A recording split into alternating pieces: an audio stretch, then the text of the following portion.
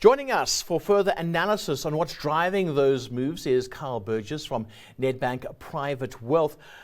Hi Kyle, good to chat to you once again. Now, sell-off in tech courtesy countries or counters courtesy of what's been happening in the United States. Year to date, what's the general picture there? Yeah, hello Ray, good to see you again. Thanks for having me on the show.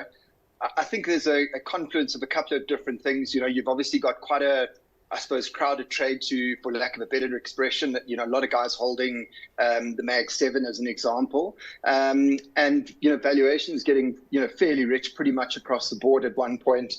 So guys perhaps just taking some chips off the table and reallocating that cash to, I guess, more sort of industrial type assets that are less prone to AI disruption, I would imagine. But you know, on top of that, you've got you know, markets and investors looking at the fact that you know, if inflation it doesn't stay longer forever, you know, terminal values or terminal discount rates will be increased for those tech counters. And, you know, that depresses valuations a little bit. And again, you know, with where we are from a geopolitical standpoint and some comments out of central banks, it's not unlikely that you would see inflation perhaps remaining a bit higher than they would have expected, you know, some time ago. And then, you know, on top of that, you've got this massive CapEx rollout that's going on. I mean, you know, billions of dollars. I think in 2025 across the Mag 7, you had them spending about 250 billion on the AI rollout. And again, you know, it's quite an uncertain.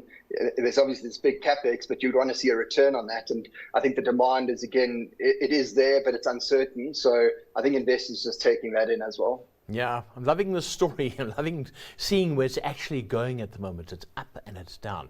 Right, let's come back home. Spur now.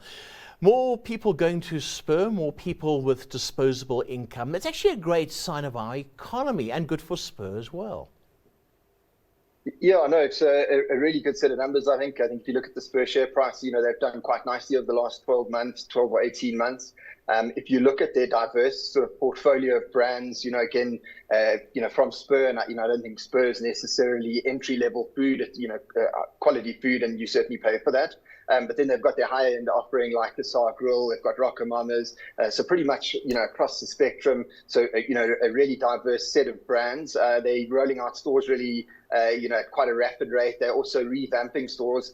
So again, an 8% increase in revenue and, you know, keeping costs relatively low. I think that's, you know, really a credible result for them. And again, you know, if you look at the next 12 months, as you mentioned at the start of the show, you know, they are looking to increase that rollout. I think you mentioned 42 stores. So again, you know, really positive. And, you know, just with the budget being released yesterday, being fairly consumer friendly, certainly would have some nice tailwinds for Spur, and I think they're well positioned in this economy. Right. Speaking about that budget yesterday, the Rand liked the budget. In fact, I think a lot of people like the budget because they won't be paying more tax. But the Rand, doing pretty well.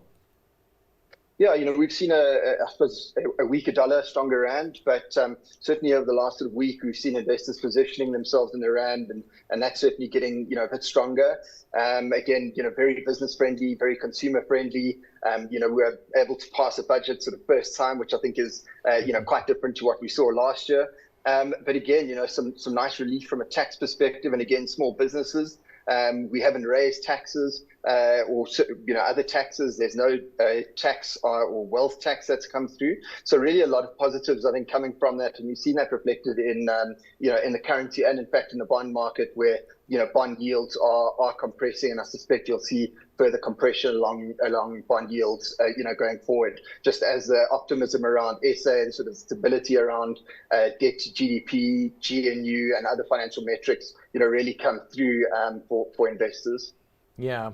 Right, you got a bird's eye view for this one. Nedbank's further trading statement. You heard it now in the news, and money's been paid, projects are underway. You're smiling, tell us more. Yeah, I don't think just given that I obviously work for Nedbank, you know, I probably couldn't comment on that, and I certainly shouldn't comment on it. Safe to say that, you know, results are out on the 3rd of next week, Tuesday, on the 3rd of March. So I'm sure there'll be a lot more information out then from a lot more credible people than myself. Yeah, there we go. That's a very good answer. Very good answer for your boss. There we go. Right, Tiger Brands, their trading update. You don't work for them, Tiger Brands?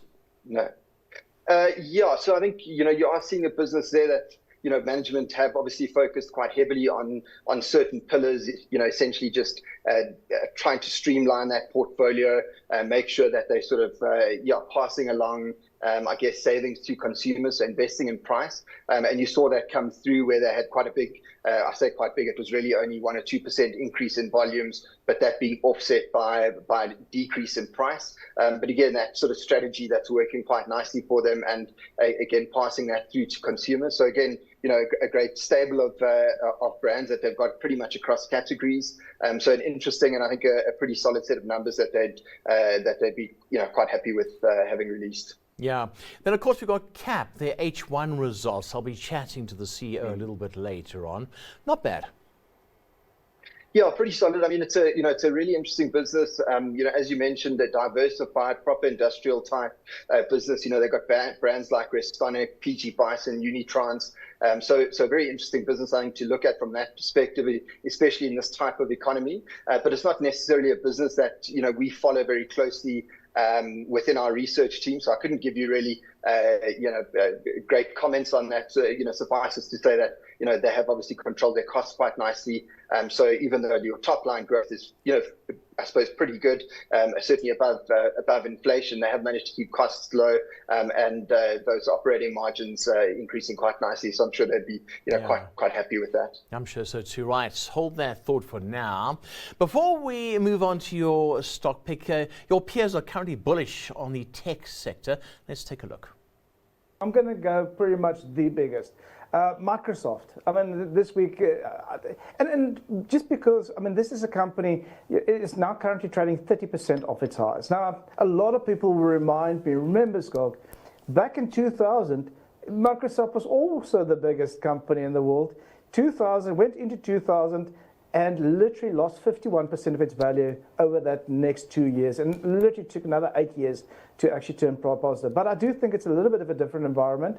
Let's call it that the whole world was a little bit harsh on some of these software companies. Yeah. And at these current levels, at these valuations, I do think you're buying a solid, let's call it the biggest company in the world.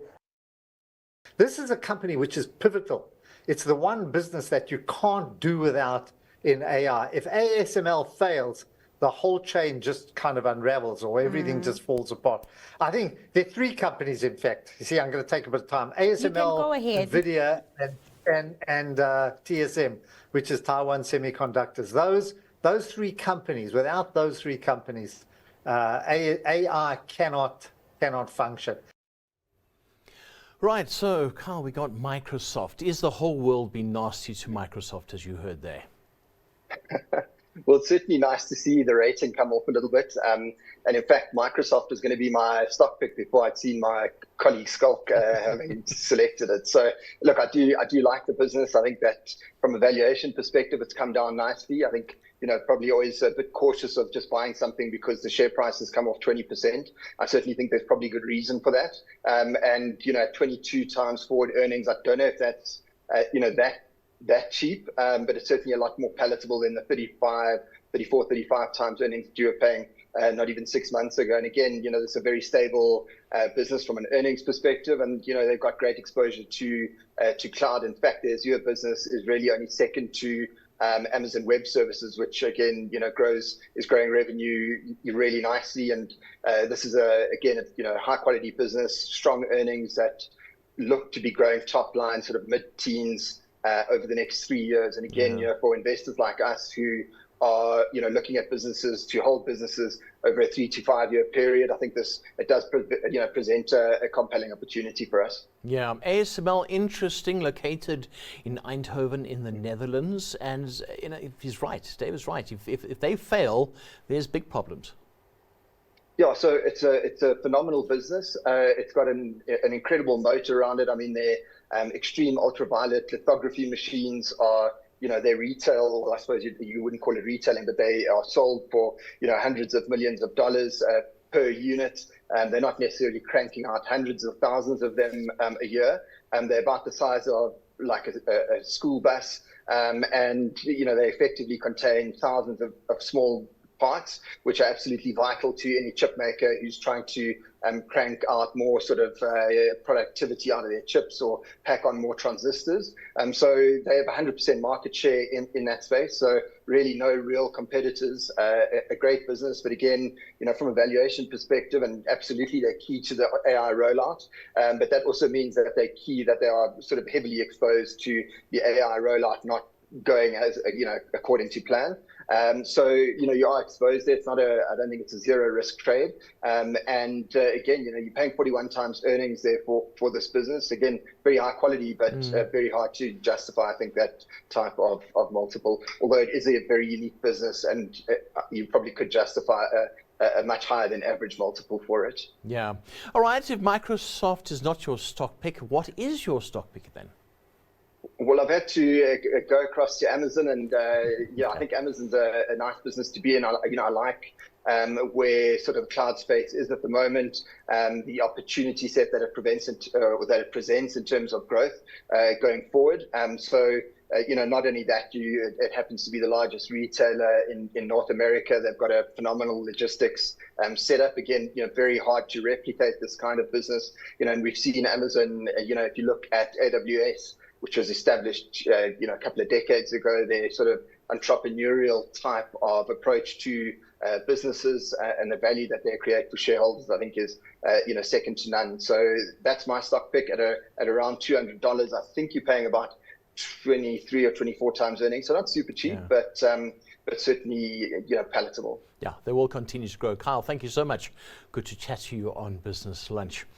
That was Kyle Burgess from Nedbank Private Wealth.